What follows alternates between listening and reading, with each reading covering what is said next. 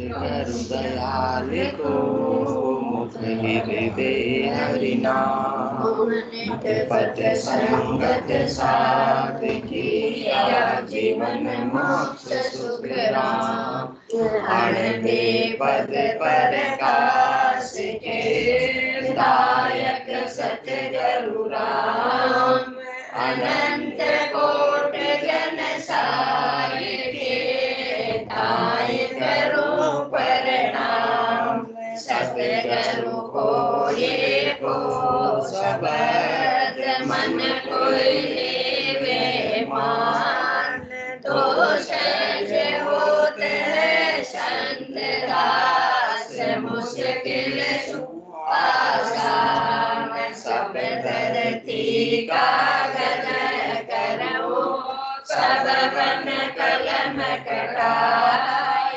सात समुद्र साही करो सतगुरु गुण लिखान जाय राम राम राम राम राम। सभी को राम राम। अनंत श्री सदगुरु सुखराम जी महाराज की 98 वाणी हरजस पदराग जो तन्ना श्री 26 चल रहा है। इस हरजस के माध्यम से सदगुरुदेव फरमा रहे हैं, भरम ज्ञानी लो ब्रह्म ज्ञानी नहीं कोई रे, तीनों लोक भवन सोचव दे, निरख परख हर जोई रे, निरख परख हर जोई रे। सरगुण न्यारी निर्गुण न्यारी, जब लग हृदय जाने रे, शुभ को गहे अशुभ को त्यागे, त्यानर द्वितीया आने रे, त्यानर द्वितीया आने रे। स्वामी सेवक गुरु जहाँ चेला, जात पात कुल होई रे, सीखे ज्ञान सिखावे जाई, जब लग पाकन कोई रे, जब लग पाकन कोई रे। त्यागन ग्रह दोय कर जाने, माया ब्रह्म कहे न्यारा रे, जोगी जंगम सुन पंथ कारण, तब लग एकन धारा रे, तब लग एकन धारा रे। पुण्य पाप जहाँ दोय कर जाने, अंतर में भय आवे रे, सिंह और स्वान सुसे को देखा, जामन दुबिध्या लावे रे, जामन दुबिध्या लावे रे। ब्रह्म ज्ञान मुख नित पथ भाखे, चाल धर्म की होई रे, कह सुख राम तहाँ लग जूठा, राम न माने कोई रे, राम न माने कोई रे। सदगुरुदेव फरमा रहे कि अपने को राम जी को मनाना है, अन्य को मनाएंगे तो शरीर संसार के सुखों की प्राप्ति हो जाएगी, परंतु जब तक राम जी नहीं मानेंगे तब तक राम जी के देश की प्राप्ति नहीं होगी, और जब तक राम जी के देश की प्राप्ति नहीं होगी तो आत्मा का आवागमन नहीं मिटेगा, और जब तक आत्मा का आवागमन नहीं मिटेगा तब तक तो उसके आत्मा के दुख और सुख का तांता लगा भी रहेगा। सुख तो थोड़ा सा मिलता है, सब अपन उपाय किसका करते हैं, सुख प्राप्ति का, परंतु सुख तो थोड़ा सा मिलता है, 10-20% और 80% क्या मिलता है, दुख मिलता है। और जो थोड़ा सा सुख मिलता है वो भी कितने समय का मिलता है सोनी जी, सुख जहाँ दुख जोड़ा है, ये तो सुख और दुख का, सुख जहाँ दुख, दिवस जहाँ रजनी, सूर्योदय हुआ है तो फिर सूर्यास्त भी होगा, दिन हुआ तो रात भी होगी, कोई रोक सकता नहीं है। इसलिए सुख किसी को प्राप्त हुआ है तो वो तो कुटने ही कुटने वाला है। किसी को भी परमानेंट सुख संसार से, व्यक्तियों से, वस्तुओं से, ब्रह्म ज्ञान से प्राप्त होने वाला नहीं है। वो तो ब्रह्म ज्ञान से ही आत्मा केवल पद आनंद पद की वासी बनकर अनंत युग बीत जाएंगे तो भी आनंद में अवस्थित रहेगी। इसलिए सुख जहाँ दुख, दिवस जहाँ रजनी, जहाँ जन्म जहाँ मरना, ज्ञान विचार गुरा का देखो, काल फांस क्यों पड़ना। अभी ब्रह्म ज्ञान तक सीमित रहेंगे तो जन्म भी होगा और मरण भी होगा, परंतु सदगुरु के ज्ञान से थोड़ा सा विचार करके देखिए, इस काल की फांसी से ही अपन क्यों ना बाहर निकल जावे, परमानेंट काम ही अपन क्यों ना कर लेवे, क्यों छोटे छोटे क्षणिक सुखों का ही उपाय करने तक सीमित रह जावे, वो छोटे छोटे क्षणिक सुखों का उपाय करने तक ही सीमित रह जावे। तो भ्रम तक है तब तक तो छोटे छोटे क्षणिक सुखों का उपाय करेंगे, परंतु वास्तविक ज्ञान प्राप्त हो गया, केवल ज्ञान प्राप्त हो गया तो फिर आत्मा छोटे मोटे सुखों के लिए लालायित नहीं रहती है। उसको मूल उद्देश्य का पता होता है कि मुझे तो परम पद की प्राप्ति करनी है, वही मुझे शाश्वत आनंद की प्राप्ति हो सकती है। बाकी अन्य उपाय में कर रहा हूं तो फिर किसके समान है? कल्प वृक्ष के सामने जाकर क्या मांग रहे हैं? कद्दू मांग रहे हैं। अब कल्प वृक्ष मिल ही गया है तो कोई अच्छी चीज ही क्यों न मांगे। अब नर्तन अपने को प्राप्त हो गया है, ऐसा सदगुरु का ज्ञान प्राप्त हो गया है, तो शरीर संसार के सुखों तक सीमित क्यों रहे? वो अपना डिपार्टमेंट अलग है, वो उसका उपाय अलग है, वो आप करते रहो, परंतु आत्मा के कल्याण का डिपार्टमेंट बिल्कुल अलग है। उसकी तरफ अपन दृष्टि जाती ही नहीं, केवल भ्रम तक सीमित रह जाते हैं, संसार तक सीमित रह जाते हैं, हद के व्यवहारों तक सीमित रह जाते हैं। हद के व्यवहारों से आत्मा के कल्याण से कोई भी लेना देना नहीं है। इसलिए सदगुरुदेव फरमा रहे, मैंने सब जगह ढूंढ के देख लिया, कौन मिले सोनी जी अपने को? परम ज्ञानी लो, भरम ज्ञानी लो, ब्रह्म ज्ञानी नहीं कोई रे, तीनों लोक भवन सो चौदा, निरख परख हर जो। सबको देखा मैंने, सबको परखा, सदगुरुदेव फरमा रहे हैं, सब मुझे कौन से ज्ञानी मिले?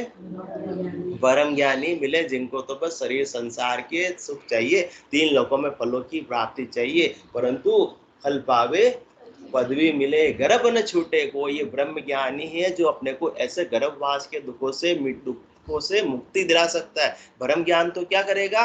थोड़े समय के लिए संसार में सुखों की व्यवस्था करा देगा। आपके पास में ब्रह्म ज्ञान से धन आ जाएगा, धन आ जाएगा तो आपको गर्मी लगेगी तो क्या खरीद लोगे? पंखा खरीद लोगे। ज्यादा धन आएगा तो कूलर खरीद लोगे, उससे ज्यादा धन आएगा तो ऐसे खरीद लोगे। बस इतना उपाय हो सकता है, परंतु ये ऐसे भी कितने दिनों तक अपना साथ देने वाला है? आत्मा तो शरीर छोड़कर जाएगी, और शरीर छोड़कर वापस किसी न किसी के पेट में, तो वहां न तो एसी मिलने वाला है, ना कूलर मिलने वाला है, ना पंखा मिलने वाला है। अरे वहां तो खिड़की भी नहीं खोल सकते कि सफोकेशन हो रहा है, बहुत बदबू आ रही है, मेरा दम घुट रहा है, तो थोड़ी सी खिड़की खोल दो, वहां खिड़की भी खुलने वाली नहीं है। तो ऐसे ब्रह्म ज्ञान के अंदर है अपन, तो वापस से कौन से दुखों को देखने की तैयारी कर रहे हैं?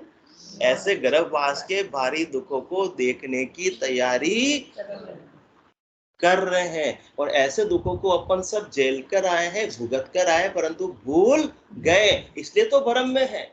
अपन समझते हैं कि बस ये अपना मनुष्य देह है जो अंतिम देह, वापस से अपने को जन्म मरण में आना नहीं पड़ेगा, इसलिए इसके जितने लावणे लूटने हो सो लूट लो। कौन से लावणे? संसार के जो मजे लेने हैं सो ले लो, परंतु आज मजा कल की सजा है। कल कौन सी सजा मिलने वाली है?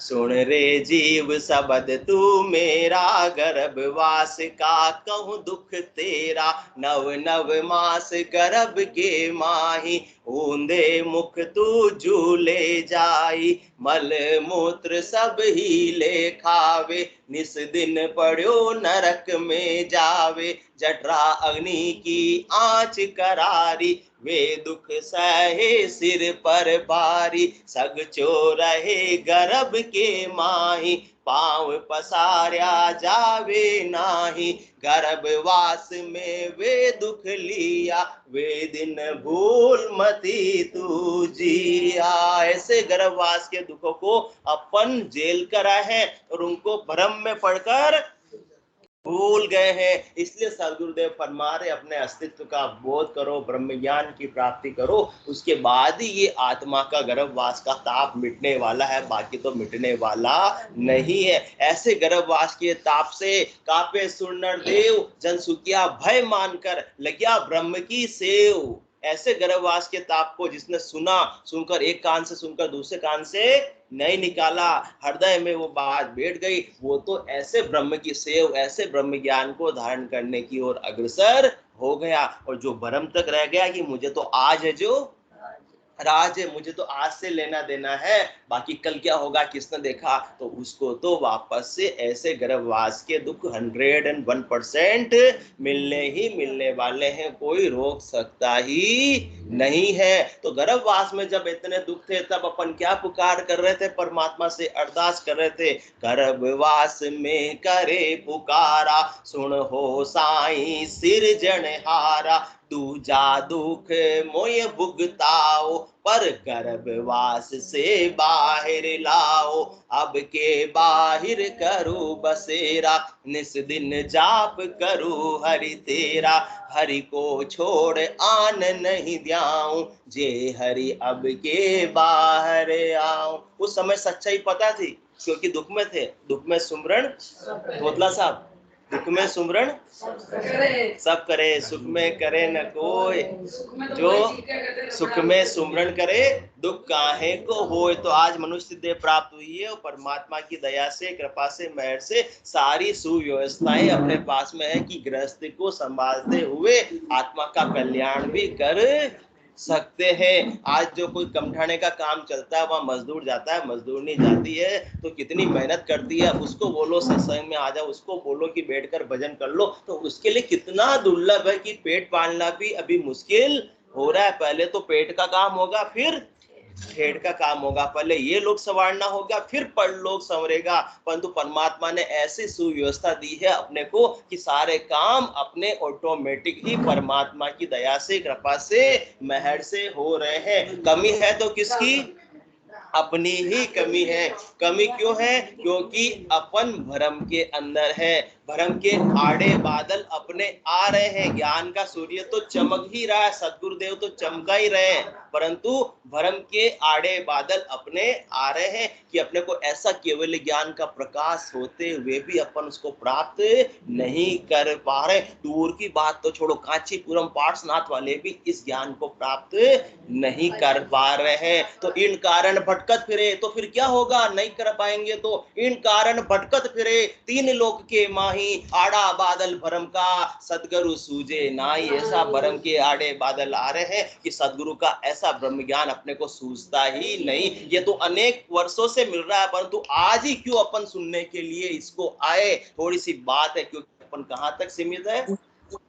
संसार तक सीमित है। यहाँ न तो कोई धन प्राप्त होता है, न कोई वस्तु प्राप्त होती है, न कोई इंद्रियों का सुख प्राप्त होता है, न कोई मान प्रतिष्ठा यहाँ पर कोई प्राप्त होती हो। मन को तो सब यही चाहिए। मन भ्रम में अपने को रखता है। मन कहता है कि अभी तो हमारे घर में काम है, फिर कहते बच्चे छोटे हैं, बच्चे बड़े भी हो जाएंगे, समय कोई रुकने वाला नहीं है। बच्चे बड़े हो गए तो अब क्या करना है?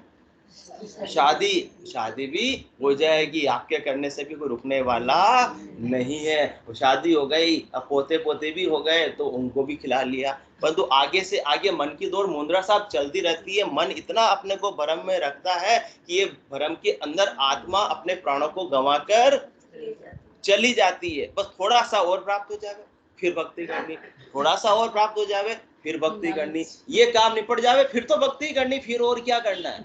फिर तो और कुछ मेरे काम बचेगा ही नहीं। परंतु ये तो कैसी स्थिति होती है? पैसों भयो जब टके की आशा, जब पूरा 300 साल पुरानी बात है। पैसों भयो जब, हाँ भाई, 1 पैसे की कमाई होती थी तो मुंद्रा साहब क्या समझते थे कि टका की कमाई रोज होने लग जाओ तो फिर मेरे किसी बात की कमी नहीं रहेगी, फिर तो मैं सुबह शाम बैठकर क्या करूंगा? भजन करूंगा, सत्संग में भी जरूर जाऊंगा। अभी थोड़ी सी मेरे तकलीफ है तो पहले घर का काम, व्यवसाय का काम संभालना पड़ता है। तो पैसों भयो जब टके की आशा, टके से 2 टका मन भावे, 2 से 4 हुआ जब राजी, और रुपया ऊपर श्रुत लगावे। पैसे से तो टके की कमाई होने लग गई। राकेश जी गलत, माइक बंद कर दो। पैसे से तो टके की कमाई होने लग गई, टके से भी रुपए की कमाई भी होने लग गई, 1 रुपया रोज की, तो भी फिर सुरता आगे से आगे, क्योंकि अपन किसमें है, भ्रम में है कि धन से मुझे सुख प्राप्त होगा। ये मान्यता ही गलत है। जब तक गलत मान्यता रहेगी तब तक तो परिणाम भी गलत ही आएगा। पैसो भयो जब टके की आशा, टके से 2 टका, पैसो भयो जब टके की आशा, टके से 2 टका मन भावे, 2 से 4 हुआ जब राजी, रुपया ऊपर सूरत लगावे, रुपया आण मिले तब कोई 5-25 की गांठ जुचावे। 1 रुपया रोज की कमी होने लगी तो अब कितने होने लग जाए आंटी जी, 5-25 रुपए रोज की होने लग जाए, फिर तो किसी बात की कमी रहने वाली ही नहीं। घर में जो चीजें बसानी वो भी अपन सब बसा लेंगे। अभी तो दाल रोटी की व्यवस्था हो रही थी, पर अब आराम से सारी गाड़ी घोड़े सब अपने पास में आ जाएंगे। कब आ जाएंगे, जब 25 रुपए रोज की कमाई होने लग जाएगी। तो परमात्मा तो दयालु है, ए कारण करुणा वरुणालय है, वो तो बिना कारण ही दया करने वाले हैं, सब अपनी इच्छाओं को पूर्ति करने वाले। परंतु हंसते हैं कि देखो बेटा ये कल्प वृक्ष के नीचे आके क्या मांग रहा है, कद्दू मांग रहा है, तथास्तु। और वही परमात्मा को मांग लिया होता तो परमात्मा प्राप्त हो चुके होते, उनके निज घर में अपने को स्थान मिल चुका होता। और जिसको ऐसा निज घर का स्थान मिल जाता है ना, तो संसार के सारे सुख, संसार के सारे दुख उसके लिए क्या हो जाते हैं, गौण हो जाते। बच्चे को असली का जब मोबाइल मिल जाता है तो नकली के प्लास्टिक के जो आजाद चौक से मोबाइल लाके उसको दिए थे उसको फिर फेंक देता है। अब तो शोरूम का मोबाइल उसको चाहिए, लेता है क्या फिर बच्चा नकली का मोबाइल। आजकल के बच्चे भी इतने समझदार हो गए, वो भ्रम में नहीं है, परंतु अपन इतने बड़े हो गए, कोई 40 साल के, कोई 50 साल के, कोई 60 साल के हैं, परंतु फिर भी अपन किसमें है, क्योंकि अपनी कौन सी बुद्धि लगी, माता जी कहते छोड़ बुद्धि ही गुना आल तक, उंडा विचार आया गुना आल तक। किसके लिए, आत्मा के कल्याण के लिए। क्या हो गया सोनी जी, तो पैसों भयो जब टके की आशा, टके से 2 टका बन भावे, 2 से 4 हुआ जब राजी, रुपया ऊपर सूरत लगावे, रुपया आण मिले तब कोई 5-25 की गांठ जुचावे। इसको भ्रम कहते हैं। और पूरी भ्रम के अंदर ही अपन पूरी जिंदगी को गंवा कर चले जाते हैं। रुपया आण मिले तब कोई 5-25 की गांठ जुचावे, 5-25 50 हुआ, फिर सैकड़ा ऊपर मन दौड़ावे, सैकड़ों रुपए रोज के, 500-700-1000 रुपए रोज की कमाई होने लग जावे, फिर मैं भक्ति में लग जाऊंगा। सैकड़ा ऊपर मन दौड़ावे, ऐसा धन मिले कोई आई तो लाख 7-27 चावे, और ऐसा धन मिले कोई आई तो भूपज होने की प्यास लगावे, भूप से भूप हुए कछु जाफा, दीन दुनी बादशाह कहावे, बादशाह रे यो मन आगे, इंद्रासन में इंद्र हो जाई तो यो मन रे दिल आगे। ब्रह्मा जी होने की प्यास लगाई पर मन की भूख कहे सुखदेव जी, बिना संतोष मिटे नहीं। शर्मा जी ने आते ही बिल्कुल एक सिरे से नकार दिया कि मन की भूख मिटने वाली नहीं। फिर भी लेट आए क्योंकि कुछ तो भूख बाकी नाश्ते की रह गई थी, परंतु आते ही नकार दिया, मन की भूख कहे सुखदेव जी, बिना संतोष मिटे नहीं भाई। और जाके ऐसे ब्रह्म ज्ञान से संतोष आ जाता है, जाके अगर संतोष धन सब धन धूल समान। तो ब्रह्म ज्ञान ही इस आत्मा को परम पद की प्राप्ति करा सकता है, परंतु पहले मन को विश्राम की प्राप्ति होगी, तब मन को संतोष आएगा, तब मन सैन बनेगा,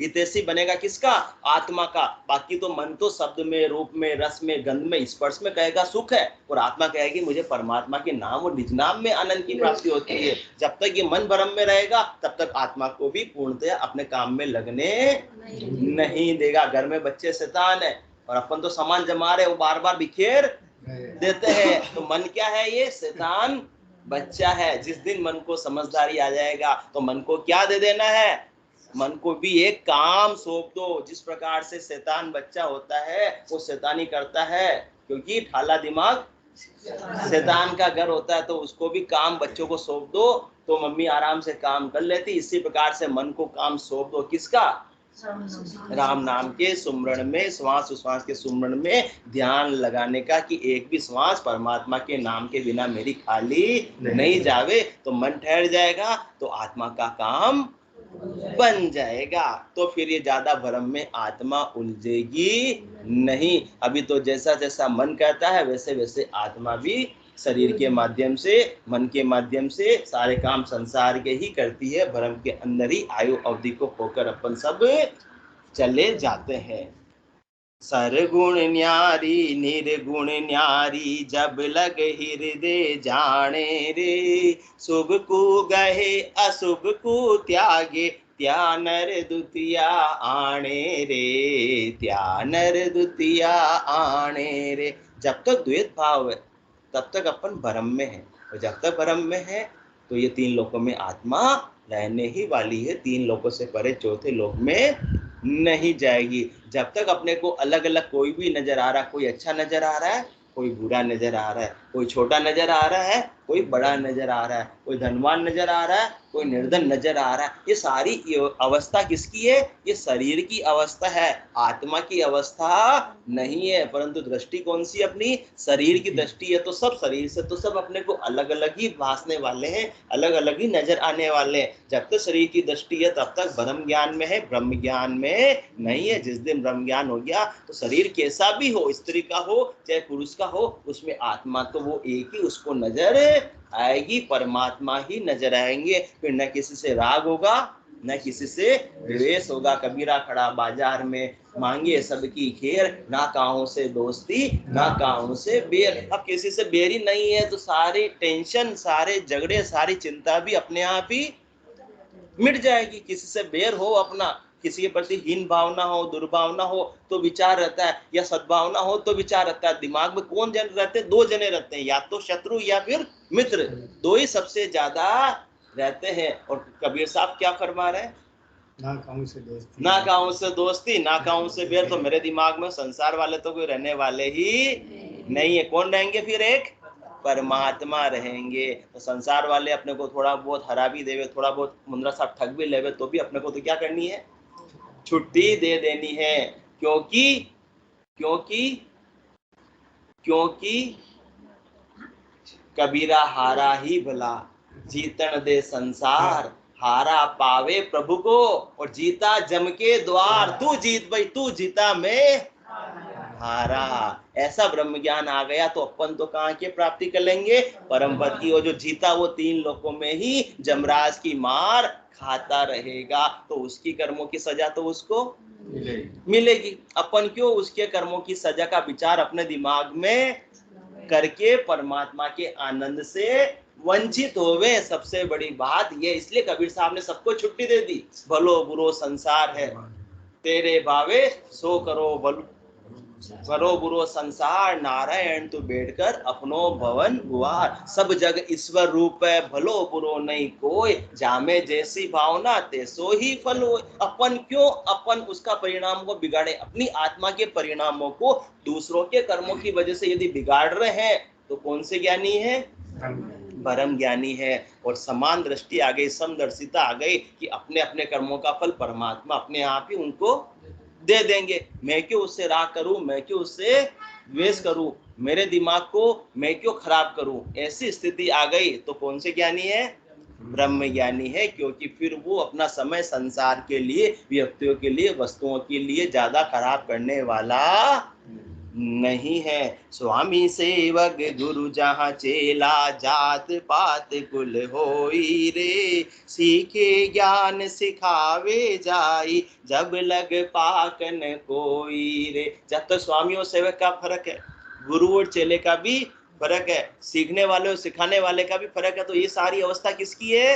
ये शरीर तक की अवस्था है। आत्मा तो सीखी सिखाई है, उसको और कुछ सीखने की आवश्यकता नहीं। आत्मा न स्वामी है, न सेवक है, न गुरु है, न चेला है, न सीखने में है, न सिखाने में है। शरीर की दृष्टि है, द्वैत भाव है, तब तक कौन से ज्ञानी है? भरम ज्ञानी हो। जब तक भरम ज्ञानी है तीन लोकों में ही रहना, चौथे लोक में प्रवेश भरम ज्ञान के साथ में वर्जित है, हो सकता नहीं है। त्यागन ग्रह दोय कर जाने, माया ब्रह्म कहे न्यारा रे। जोगी जंगम सुन पंथ कारण, तब लग एकन धारा रे। ये भी कहाँ की अवस्था है? शरीर की अवस्था। कोई त्यागी है और कोई गृहस्थी है, सब शरीर की अवस्था है, आत्मा की अवस्था नहीं है। जोगी है, जंगम है, सेवड़ा है, सन्यासी है, दरवेश है, ब्राह्मण है, सबने अलग अलग पंथ पकड़ रखे हैं, वो भी शरीर की अवस्था ही है, उससे आत्मा के कल्याण से कोई लेना देना नहीं है। पुण्य पाप जहाँ दोय कर जाने, अंतर में भय आवे रे, सिंह और स्वान सुसे कूदे क्या, जामन दुबिद्या लावे रे, जामन दुबिद्या लावे रे।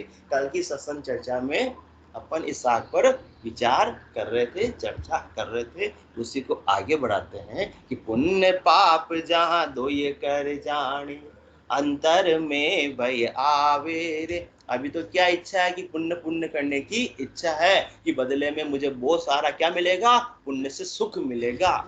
तो सुख कहाँ भोगने के लिए फिर वापस से कोई देन तो धारण करनी पड़ेगी, और देह कहाँ धारण करनी पड़ेगी, ये 3 लोकों में करनी पड़ेगी। और 3 लोकों में तो सुख और दुख का जोड़ा है, लगा ही रहने वाला। 3 लोकों में सत्राधिकार किसका है, जमराज का सत्राधिकार है। वो जम बड़ा जोरावर है, जाली में दानी है, वो किसी को छोड़ने वाला नहीं है। तो ब्रह्म ज्ञान के द्वारा जो आत्मा पाप और पुण्य के सत्राधिकार से 3 लोकों से परे 4थे लोक की प्राप्ति कर लेती है, फिर उसके न पाप से लेना रहता है, न पुण्य से लेना देना रहता है, न पाप करने वाले की निंदा करता है, न पुण्य करने वाले की प्रशंसा या स्तुति करता, उसके लिए सब समान हो जाते हैं, क्योंकि उसकी देह की दृष्टि नहीं रहती, उसकी आत्मा की दृष्टि हो गई कि आत्मा न तो पाप में है ना पुण्य में है। आत्मा तो गुणातीत है, वो रजो गुण से भी, सतो गुण से भी, तमो गुण से भी बिल्कुल अलग है, उपराम है। ये 3 गुण भी किसके हैं, ये सूक्ष्म शरीर के गुण है,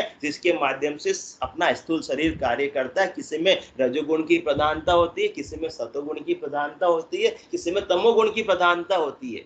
तो वैसा ही कार्य फिर वो शरीर करने लगता है, किसके माध्यम से, इंद्रियों के माध्यम से, मन के माध्यम से। बाकी आत्मा तो इन तीनों ही गुणों से ऊपर है, न्यारी है, परंतु भरमवश अपन ने इसको एक में एक मान लिया है, कर लिया, तो इसके लिए इसके परिणामों से आत्मा भी प्रभावित हो रही है, जन्म और मरण में आ रही है। परंतु ऐसा जिसको ब्रह्म ज्ञान हो जाता है, तो उसके लिए पाप और पुण्य का अंतर भी सारा समाप्त हो जाता है। न पाप से राजी होता है, न पुण्य का भय उसको, न तो पाप पुण्य से राजी होता है, न पाप का भय उसको अंतर में सताता है। उसके लिए तो सब समान हो जाते हैं। सिंह और स्वान सुसे कूदे क्या, जामन दुबिद्या लावे रे। चाणक्य साहब, सिंह शेर, स्वान स्वान कुत्ता, सुसे यानी खरगोश, तीनों हैं। तीनों के अंदर आत्मा तो एक ही है। बाहर का आवरण कपड़े इस आत्मा ने अलग अलग पहन रखे हैं। अब तीनों को देख रहे हैं, किसी के प्रति तो आ रही, किसके प्रति, शेर के प्रति तो आ रही दुर्भावना, और खरगोश के प्रति आ रही है सद्भावना, आ रही है प्यार आ रहा है। तब तक तो द्वैत भाव है, द्वैत भाव है, क्योंकि अभी दृष्टि कौन सी है, शरीर दृष्टि है, उसके बाहरी आवरण पर दृष्टि है, आत्म दृष्टि नहीं है। वो तो जैसे नाटक होता है, नाटक के अंदर सब अलग अलग वस्त्र पहनते हैं, तो वो ऐसे आत्मा ने अलग अलग वस्त्र पहनकर अपना अपना रोल निभा रहे हैं। कोई शेर का, कोई कुत्ते का, और कोई खरगोश का रोल निभा रहे हैं, परंतु अपने को वास्तविक अस्तित्व का भान नहीं है कि उनके भीतर मूल में कौन है, आत्मा है, वो एक ही है, सब में समान है। तो समान यदि आत्मा का भान होगा, तो न तो किसी से राग होगा, न किसी से, न किसी के प्रति दुर्भावना होगी, न किसी के प्रति सद्भावना होगी। खरगोश है, कितना प्यारा लगता है, खरगोश जा रहा है, ठीक है, और शेर आ रहा है थोड़ी सी दूर, तो क्या करने लगेंगे, और कुत्ता भी आ रहा है, तो कुत्ते को तो क्या करेंगे, लकड़ी लेकर भगाने की भावना आ गई। और फिर देखा शेर भी आ रहा है, तो बंदूक लेकर शेर को मारने की भावना आ गई। तो ये तो ऊपर का आवरण आत्मा ने ओढ़ा हुआ है, पहना हुआ है, वस्त्र पहने हुए हैं। शेर राम जी में भी वही राम जी है, जो खरगोश राम जी में भी वही राम जी है, और स्वान कुत्ते राम जी में भी वही राम जी है। आप खरगोश राम जी को बचाने के लिए शेर राम जी को मार दोगे, दूर गिराने में पड़े। राम जी को तो मार रहे हो, अंदर में मूल में तो वही राम जी है, वही आत्मा है। एक के प्रति आ रही इसको बचा लूं और एक के प्रति आ रही उसको भगा दूं। तो खरगोश राम जी को बचा लिया तो शेर राम जी तो क्या रह जाएंगे, भूखे रह जाएंगे।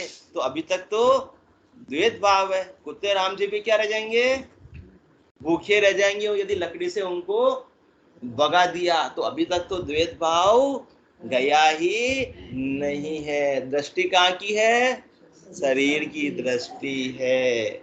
आत्मा तो तीनों के अंदर एक ही है, आत्मा में कोई भी फर्क होने वाला नहीं। कुत्ते में भी वही आत्मा है, शेर में भी वही आत्मा है और खरगोश में भी वही आत्मा है। परंतु सतगुरुदेव फरमा रहे हैं कि आप भले ही सालों से सत्संग में लगे हो, भले ही भजन कर रहे हो, परंतु अभी तक ऐसी स्थिति है कि सिंह और स्वान सुसे को देखा जामन दुबिद्या लावे रे। अभी अलग अलग नजर आ रहा, कोई अच्छा नजर आ रहा है खरगोश और शेर बुरा नजर आ रहा है, तब तक तो आत्म दृष्टि नहीं है। मन में द्वैत भाव आ रहा है कि एक को बचा लूं और एक को मार दूं, एक को खाना खिलने दूं और एक को भूखा रहने दूं। तो अब तक तो द्वैत भाव मिटा ही नहीं है। जिसका ऐसा द्वैत भाव मिट जाता उसके लिए तो सब समान हो जाते हैं। चाणक्य साहब आपके पोता है ना, स्कूल जाता है,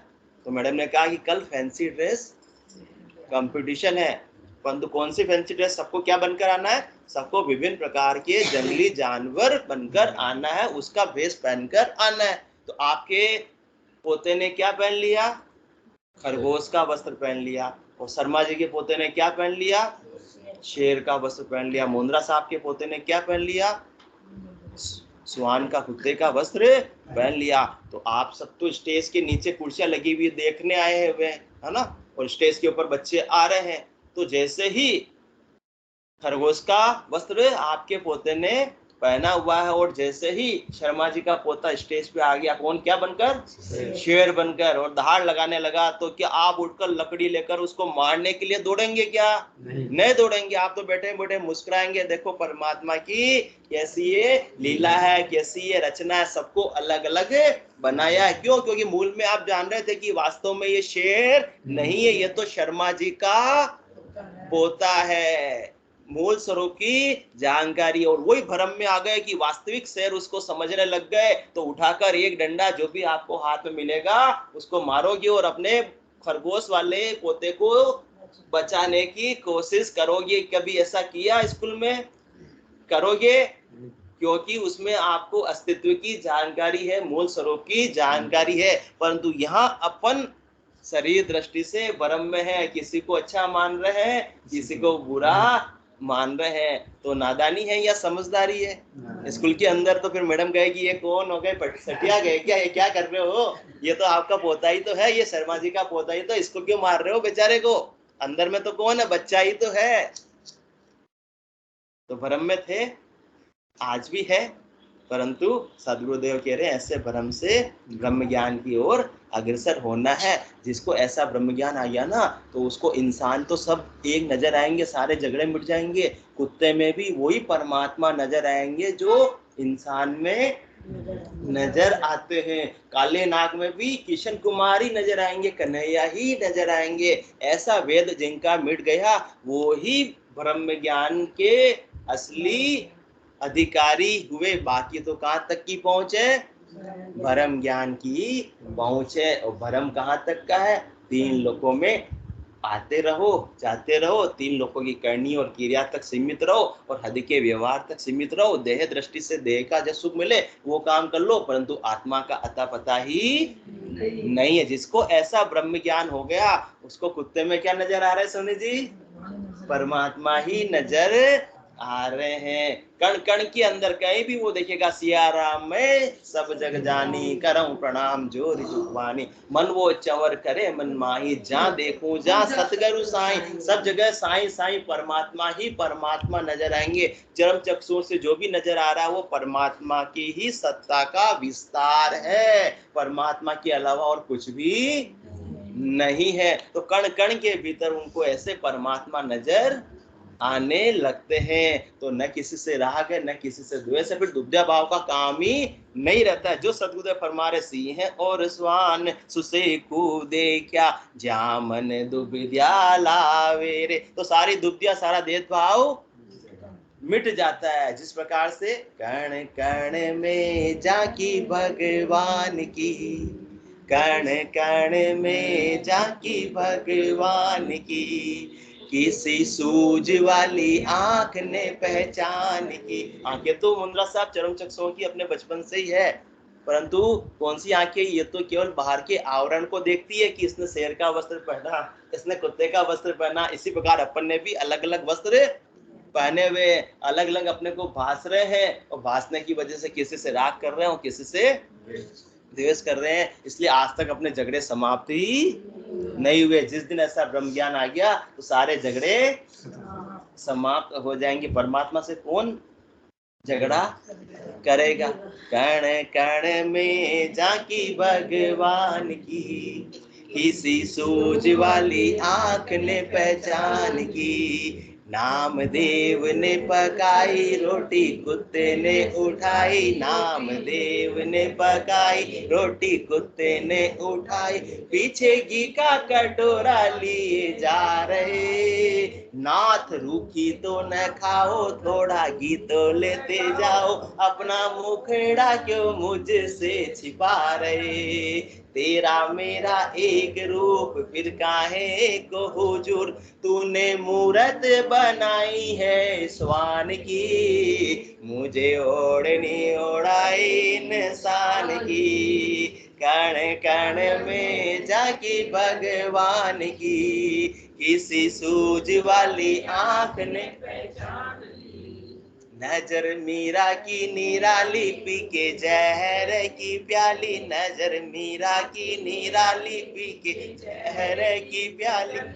ऐसा गिरधर बसाया हर श्वास में, जब आया काला नाग बोली धन्य मेरे बाप, प्रभु आप आए सांप के लिबास में। आओ आओ बलिहार कुमार, आओ आओ बलिहार काले किशन कुमार, धन्यवादी हूँ मैं आपके एहसान की, बड़ी कृपा है कृपा निदान की।